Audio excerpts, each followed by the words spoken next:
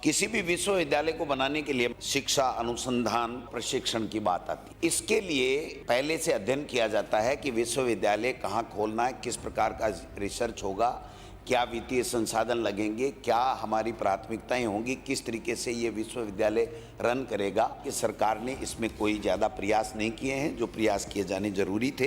Bill में आत्मनिर्भरता की बात की है, ये एक ऐसा क्लोज डाल दिया, खुला व्यापक छोड़ दिया कि सरकार ने तो अपने हाथ खींच लिए कि हमें तो कोई मतलब नहीं, हमने तो बिल पास कर दिया, देवनानी साहब का आग्रह था, हमने मान लिया, हमारे स्पीकर हैं, लेकिन अब हम नहीं जानेंगे। उसको एक व्यवसायिक केंद्र बना करके छोड़ दिया कि विश्वविद्यालय कभी भी व्यवसायिक केंद्र नहीं होता है, वो रिसर्च का और शिक्षा का केंद्र होता है, उसको इसमें नहीं रखा है। इन्होंने पूरी तरीके से व्यवसायिक कर दिया है। धारा 4 है इनकी, इसमें साफ लिखा है कि वित्तीय आत्मनिर्भरता स्थापित करेगी ये विश्वविद्यालय। कैसे करेगी, इसके लिए आगे लिखा है ये सेंटर खोलेगी, ये खोलेगी, इसके बोर्ड का गठन करेगी, बोर्ड में उद्योगपतियों को डालेगी, फिर राज्य सरकार किसी भी कॉलेज को या किसी भी केंद्र को वापस इसमें निरस्त करने का अधिकार, कंट्रोल तो सरकार का। पैसे देंगे, क्या करेंगे क्या नहीं करेंगे सरकार के पास में नहीं है, पूरा का पूरा उद्योगपतियों के ऊपर छोड़ दिया। और उद्योगपति भी कौन तय करेगा, राज्य सरकार तय करेगी। फिर विश्वविद्यालय क्या हुआ सर, विश्वविद्यालय की अपनी स्वायत्ता होती है, तो जब राज्य सरकार का इंटरवेंस बढ़ जाता है ना,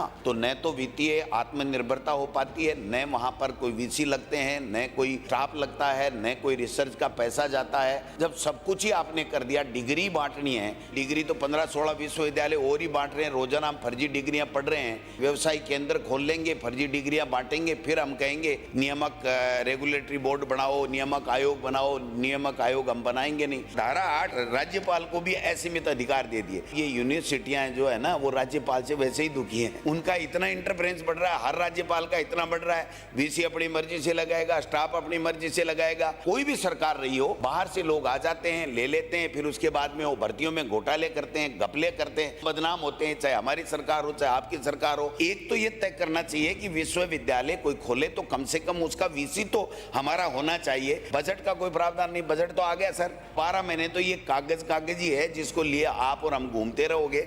हाँ ठीक है, आपके लिए अच्छा हो गया कि आप कहोगे कि मैं एक तोहफा लेकर के आया हूँ सरकार से, तो ये बात तो ठीक हो सकती है, लेकिन मैं समझता हूं कि ये ठीक नहीं है। आज विश्वविद्यालयों की स्थिति है, 16 विश्वविद्यालयों में 6 माह से भी अधिक समय से कर्मचारी वेतन भत्तों के लिए, पेंशन के लिए कर रहे हैं। तो आप समझ सकते हो कि हम कहां क्या करना चाह रहे हैं। एक विश्वविद्यालय को तो 80 करोड़ का लोन लेकर के, जमीन बेच करके अपने संसाधन जुटाने के नाम से ये करना पड़ रहा है। कम से कम राज्य सरकार को वित्तीय संसाधन, जोधपुर यूनिवर्सिटी है उसको मजबूत करना चाहिए। आयुर्वेद का जो रोल हमारे कोरोना के अंदर ज्यादा रहा, उसको और कैसे बढ़ाया जाए।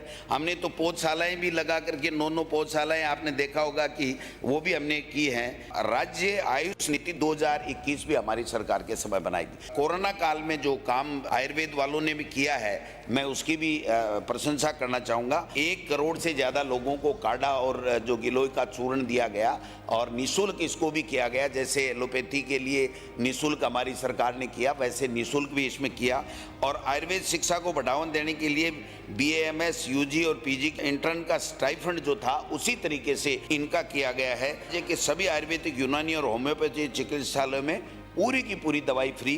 तो ये हमारी सरकार ने अच्छा किया, लेकिन जोधपुर के विश्वविद्यालय को आपको इसको बढ़ाना चाहिए था। केवल व्यापारिक केंद्र इन्होंने बनाया है। राजनीतिक उद्देश्य तो पूर्ति हो सकता है कि एक कहने के लिए एक बहुत बड़ी बात हो जाएगी कि हमने विश्वविद्यालय, जब जोधपुर में विश्वविद्यालय है और वो अच्छा काम कर रहा है, तो उसको सरकार की प्राथमिकता होना चाहिए कि उसको कैसे संसाधन उपलब्ध किए जाएं और ज़्यादा कैसे मजबूत किया जाए, ये विषय होना चाहिए। बिल के बारे में मेरा ये निवेदन है कि ये केवल व्यवसायिक केंद्र होगा। बड़े उद्योगपति राज्य सरकार से साठ-गांठ करके अपना नामित नाम करा लेंगे, उसके बाद में फर्जी डिग्रियां बेचेंगे और राज्य सरकार रोजाना इसके ऊपर जांचें कराएगी। हम यहाँ मामले उठाते रहेंगे, वेतन भत्ते उनको दे नहीं पाएंगे। बाहर के राज्य के बाहर के लोग आकर के वीसी और उद्योगपति इसके ऊपर कब्जा कर लेंगे। हमारे बच्चों को, हमारे प्रदेश के लोगों को इस यूनिवर्सिटी का कोई लाभ नहीं मिलेगा। इसलिए इस बिल को जनमत जानने के लिए भेजा जावे और इसको आज पास नहीं किया जावे।